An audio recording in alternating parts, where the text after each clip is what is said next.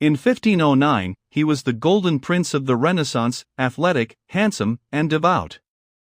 By 1547, he was a monster, both in physical size and temperament.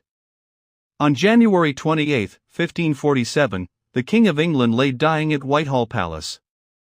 King Henry VIII had spent decades tearing apart the religious fabric of Europe to suit his own desires. He had defied the Pope, dissolved the monasteries, and beheaded 2 of his 6 wives in a desperate quest for a male heir. But the absolute power he wielded over his subjects could not command his own failing body.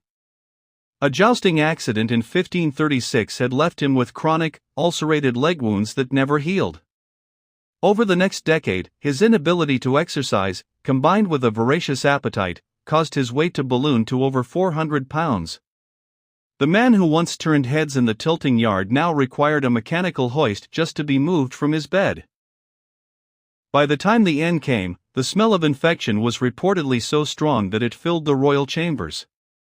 Trapped in a feverish delirium, suffering from renal failure and septicemia, the tyrant faced his final judgment. According to witnesses, his last words were a terrified realization of his earthly futility: all is lost. He died at 2 a.m., leaving the crown to his son, Edward VI. The boy was only 9 years old. The king had spent a lifetime trying to secure the Tudor dynasty. He broke the church. He broke the laws. He broke his promises. Yet, he left his kingdom in the hands of a sickly child and a council of sharks ready to tear each other apart for power. The funeral procession to Windsor Castle was marred by rumors that the king's coffin had burst open from the pressure of gases, a grotesque end for a man who lived so largely.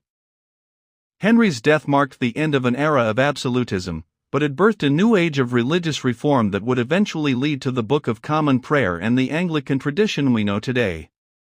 For all his power, wealth, and cruelty, Henry VIII proved that even kings must eventually bow to the one authority they cannot behead, death itself.